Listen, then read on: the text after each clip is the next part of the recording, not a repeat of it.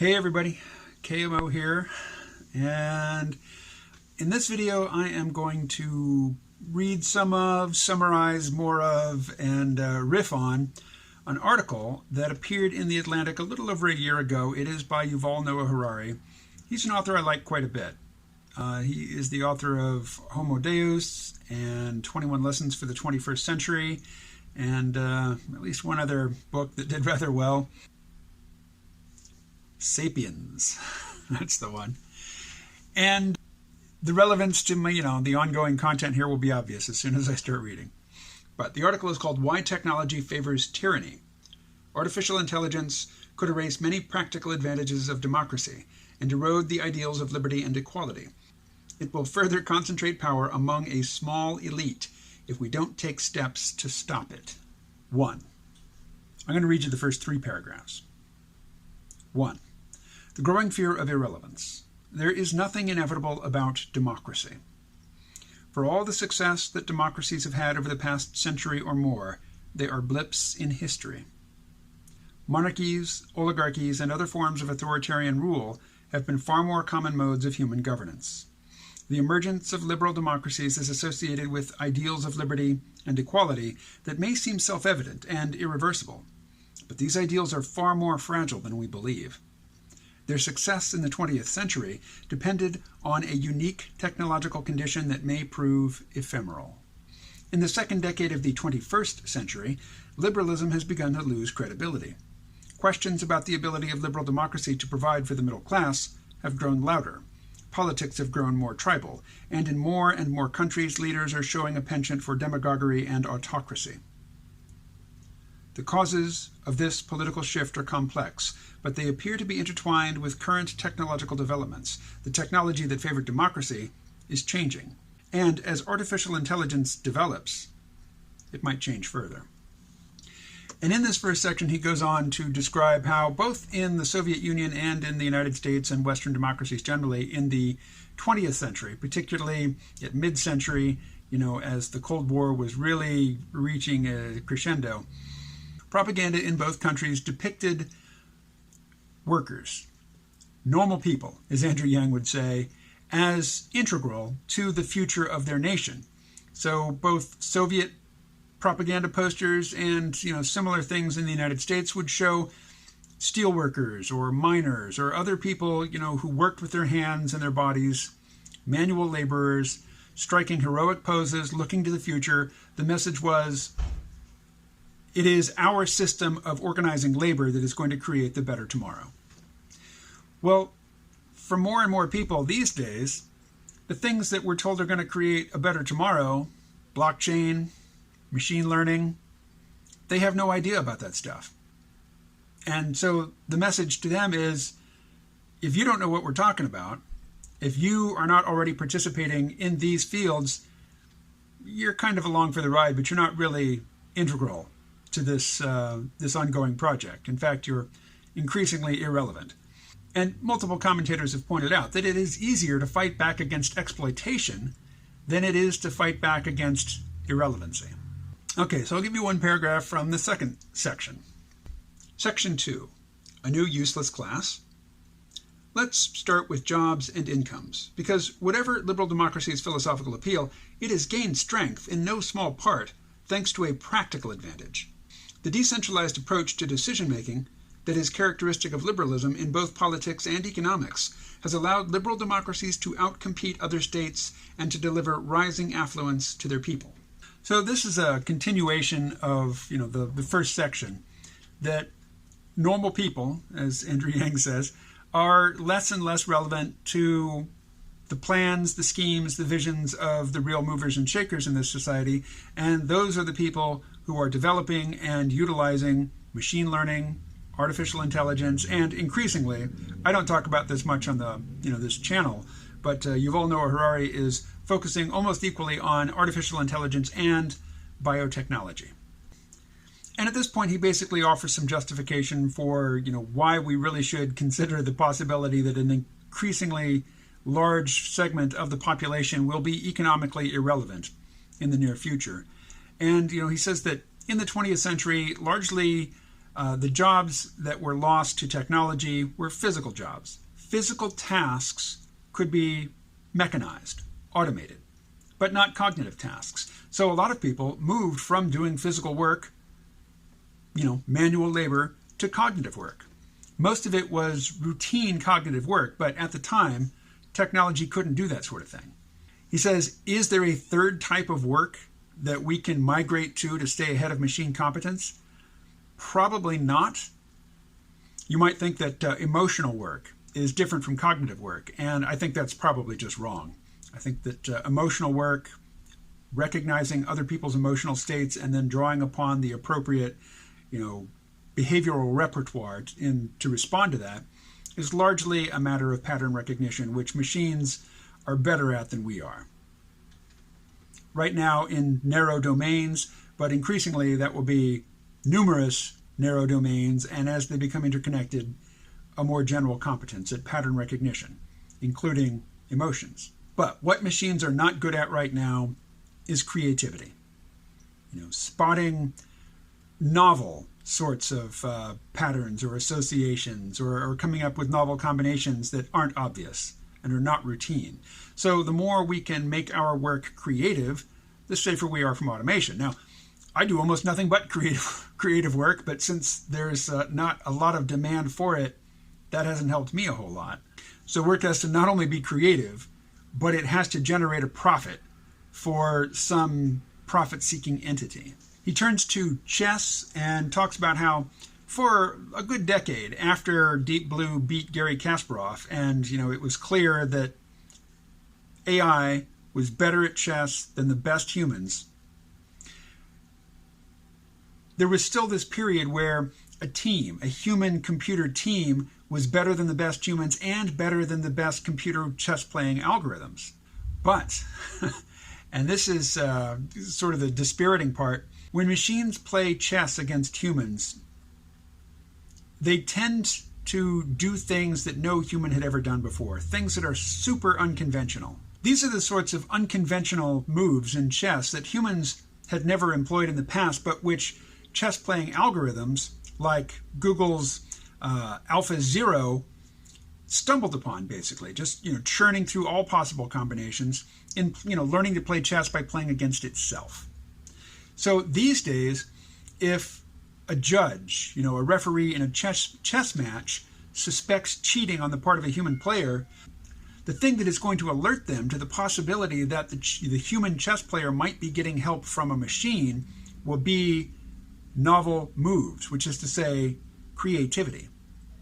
In the realm of chess, creativity is now a hallmark of machine intelligence. But now comes the social control element.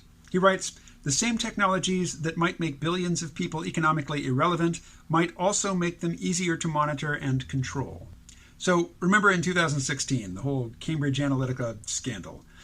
What made that, as far as I understand it, so powerful a tool in the election was that it could locate thousands, tens of thousands, hundreds of thousands of individual people in high leverage districts, and then figure out something about their ideological commitments, their personality, their belief system, and show them dark ads, which is to say ads that only they saw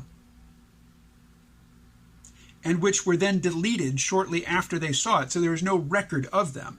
So, crazy conspiracy theories, outright falsehoods, anything that could get past their cognitive defenses and get into their head to give them the idea that one candidate definitely had an advantage over the other, and in this case, it favored Trump. It would just require too much human labor to orchestrate without machine learning and, without the algorithmic competence that is the new arrival on the scene. All right, this ain't working out. I'll be right back. All right, Section 3, the rise of digital dictatorships.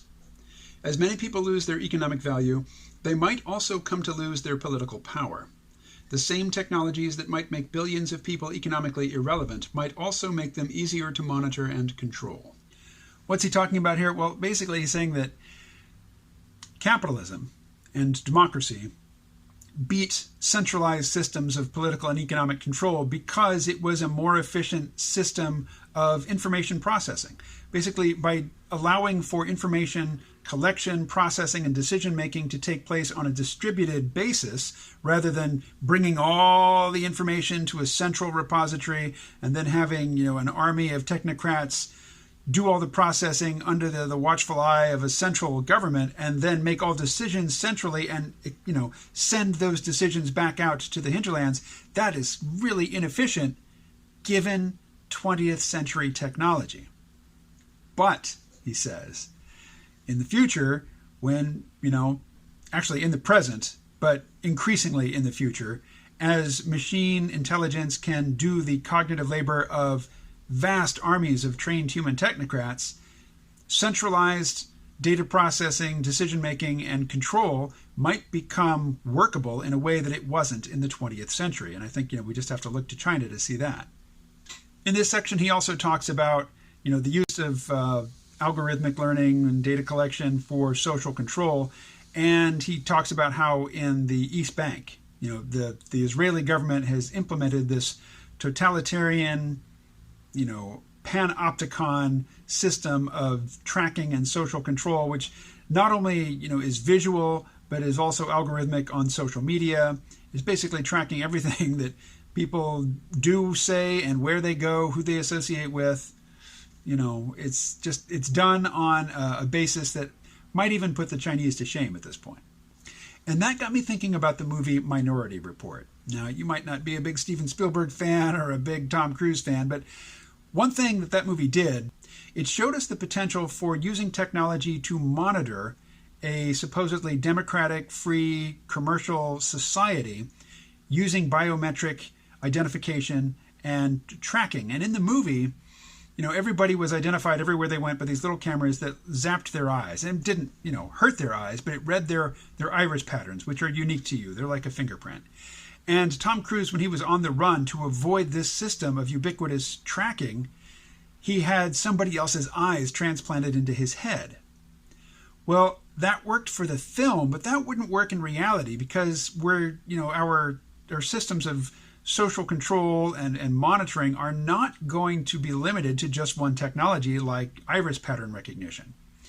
He walks into, I think, the Gap in this when he's got somebody else's eyes in his head, and the store greets him by name, but it's the wrong name. It's a Japanese guy's name. But, in an actual situation like that, if the iris pattern didn't match his gait, if it didn't match his voice print, if it didn't match, his DNA or any other of a host of, biometric identification technologies, which are in use now, that would have been a red flag. It would have detected him very easily.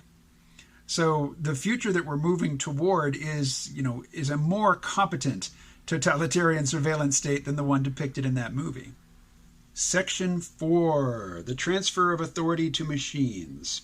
What's he talking about here? Not that we're going to necessarily say, okay, machines, you're in charge now, but piece by piece, bit by bit, as the machines provide better decision-making results than human decisions, we will just, as a matter of competitive advantage or a matter of convenience or just, a matter of utility, because it produces better results, to rely on a machine, say to rely on Google Maps to give you turn-by-turn directions to your destination than it does to try to look at an atlas as you're driving or, to write down a list of turns ahead of time.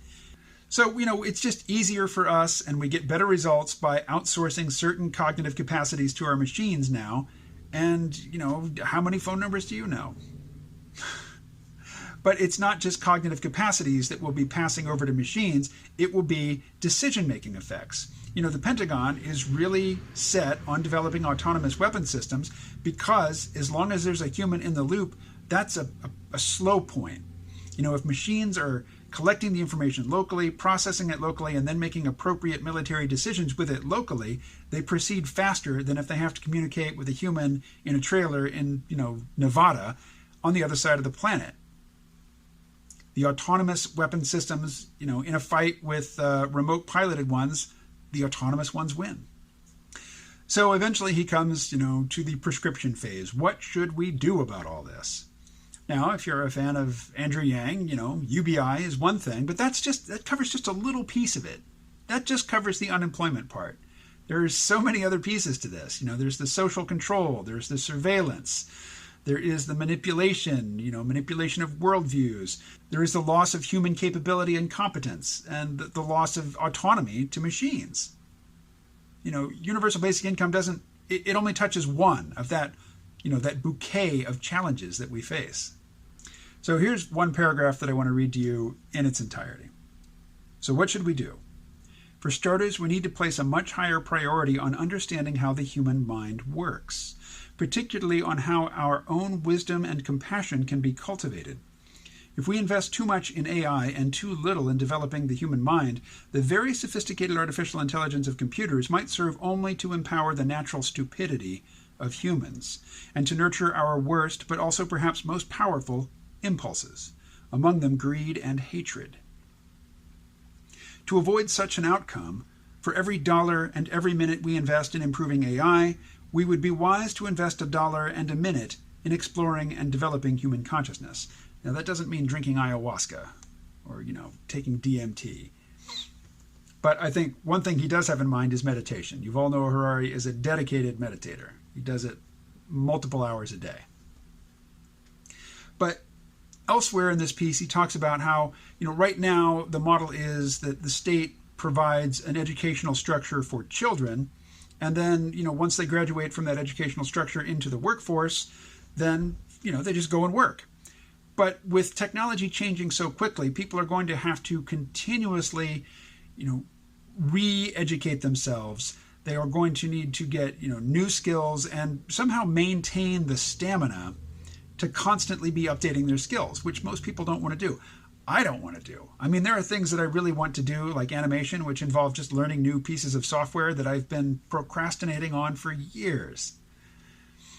And, I consider myself as somebody who's fairly diligent, at least, in pursuing my creative outlets.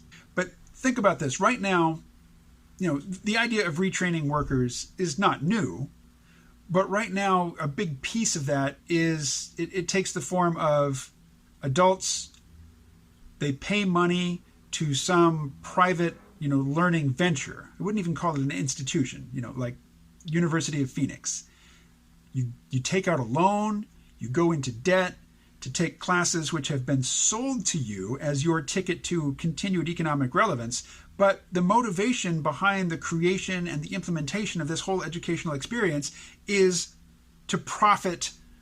It is for the profit, the financial profit of, again, I don't want to call it an institution or even a school, really, of this pseudo-educational venture.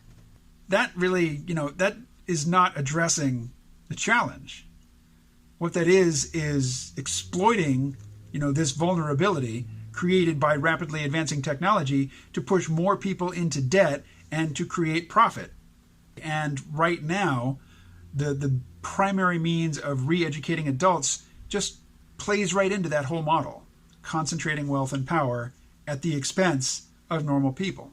Ordinary people who you might argue aren't doing their absolute best at every minute of the day, not giving 110% 24/7, but who are doing a respectable job of trying to hold up their end of the bargain. I mean, if somebody goes into debt in order to get additional education, as an adult, in the hopes of becoming relevant so that they can enter the job market, be useful to some corporation, and earn a paycheck, they're doing their part.